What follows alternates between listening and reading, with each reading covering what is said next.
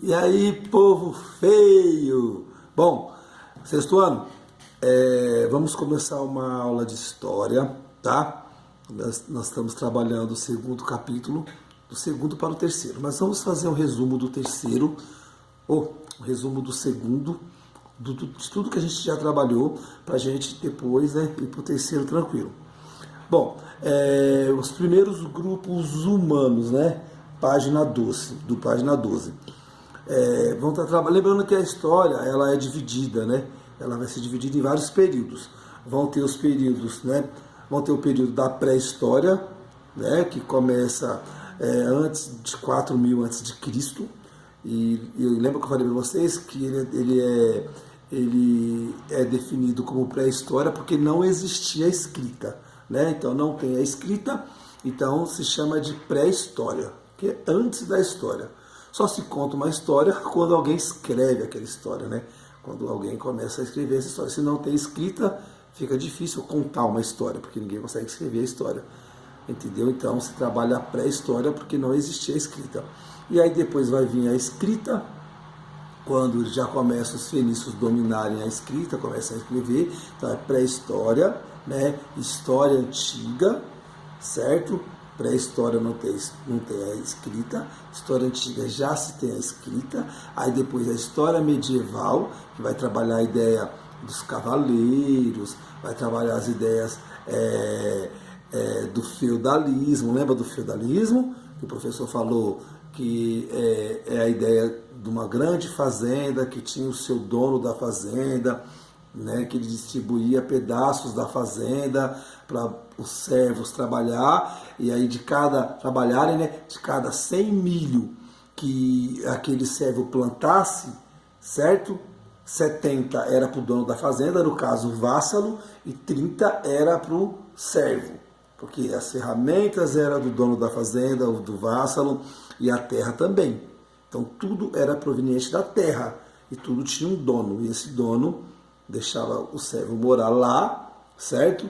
E ele plantava e dava 70% para o dono da fazenda, que era o vassalo. Beleza? Isso a gente já estudou muito em sala de aula, isso tem que ficar bem claro o que é o feudalismo. Tudo proveniente da terra nessa época, certo? Lembrando que servo não é escravo, é a grande diferença. O escravo, ele é uma mercadoria, vamos dizer assim, eu compro ele e faço o que eu quero. O servo não. O servo eu tenho um contrato com ele, entendeu? Eu tenho um contrato com ele. Então ele vai lá porque ele quer vir lá, ele quer trabalhar lá, beleza? Tudo bem? Não, o servo e o escravo tem essa grande diferença. Eu não posso vender um servo, mas eu poderia naquela época vender um escravo. Tudo bem? Vamos continuar, para vocês entenderem, né? Então vamos trabalhar assim. Na ideia dos primeiros grupos humanos, a forma deles se comunicarem, deles se expressarem é pela arte rupestre, né? Que eu já expliquei também em sala de aula, nós vamos falar também, que é aqueles desenhos nos fundos das cavernas. Muitas vezes tinham dois motivos, né? Até já trabalhando a ideia da fé, que se eles pegassem e desenhassem um mamute, preso dentro da caverna, eles entendiam que quando eles fossem caçar, aquele mamute já estava com o espírito aprisionado. Ou se não, divulgar uma caça que deu certo também. Era o meio que eles tinham de se comunicar pela arte rupestre, beleza? Né? Aí, o que vai acontecer? Como a gente vai conseguir saber isso? Pelos sítios arqueológicos, né? Onde são lugares que se encontram várias coisas deixadas, né? Deixadas pelos homens da caverna, pelo pessoal do passado. Hoje se encontram esses sítios e eles fazem alguns estudos e aí conseguem dizer que data viveu, como viveu, qual era a cultura e etc. e tal. Tudo bem, pessoal? Tá bom? Aí nós vamos trabalhar dois momentos, né? O momento paleolítico, tá? Que também é chamado como Idade da Pedra Lascada, né? Eles eram pequenos grupos que eram nômades. Nômades são grupos que vivem em constantes mudanças, né? Igual o cigano hoje em dia. vive um pouquinho aqui, vive um pouquinho ali. E eles eram totalmente caçadores e coletores. Eles não dominavam a natureza. Então vamos pensar assim, eles chegavam num parque e frutífero e ali eles comiam tudo e depois quando acabasse eles iam para outro lugar. Então eles estavam em constante mudança. O Anthony, e aí Anthony, moleque doido, o Anthony ele tem um exemplo muito bacana, que ele diz o seguinte, o paleolítico é como se fosse casa de aluguel. Quando você mora de casa de aluguel, você está em constante mudança. E o neolítico é uma casa própria, certo? Eu vou explicar depois o neolítico, aí vocês vão entender o exemplo do Anthony. Então, o paleolítico, eles viviam em constante mudança porque eles estavam buscando alimentos, caçando e colhendo, né? Quando eles começam a dominar um pouco a agricultura e o fogo, a presença do fogo, ela é fundamental, a presença do fogo não, a descoberta do fogo, ela é fundamental, aí vai ficar legal. Por quê? Porque agora eles conseguem melhorar um pouquinho, né, o seu modo de viver, porque vão conseguir cozinhar os alimentos, o fogo vai espantar, né, os grandes animais, vai ajudar nessa caça também e tal. Então eles vão começar a, de certa forma, dominar um pouquinho a natureza, que aí vai ter essa transição para o neolítico, quando eles vão começar a formar pequenos grupos, em locais estratégicos. Lógico, sempre próximo dos rios, por causa do acesso à água potável. Então, sempre próximo dos rios. E aí isso vai ser muito interessante. Eles vão conseguir manter essa comunidade.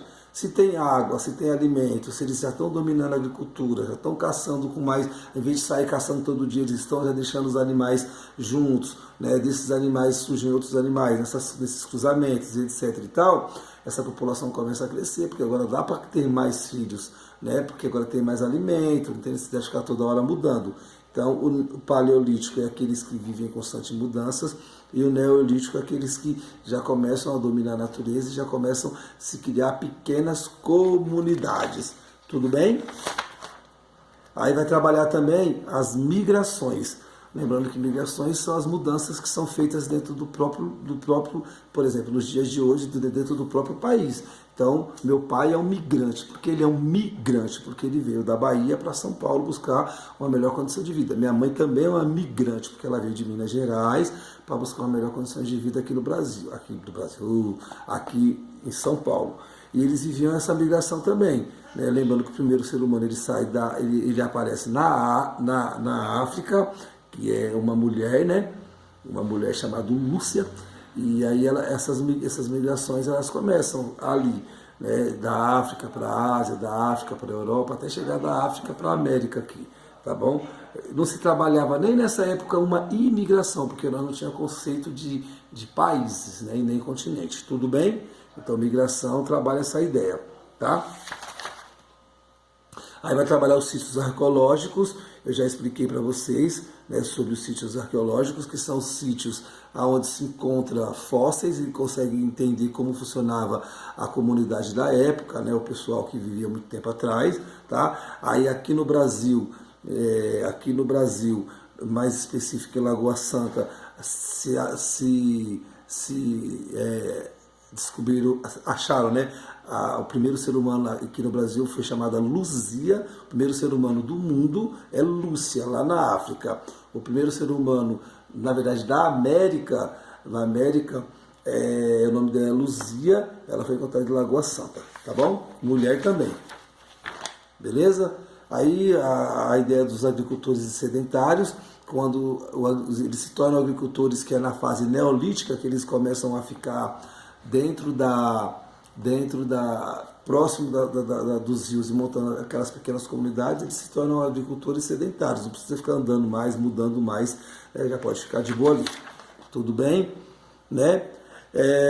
Hoje em dia ainda existe pessoas assim, né? Existe uma tribo que vive na África e que até hoje eles têm essa mania eles são ainda coletores e caçadores, né? A Hadzabe, é uma tribo chamada, um grupo chamado Hadzabe, que vive exatamente como se viviam naquela época. Tudo bem, pessoal?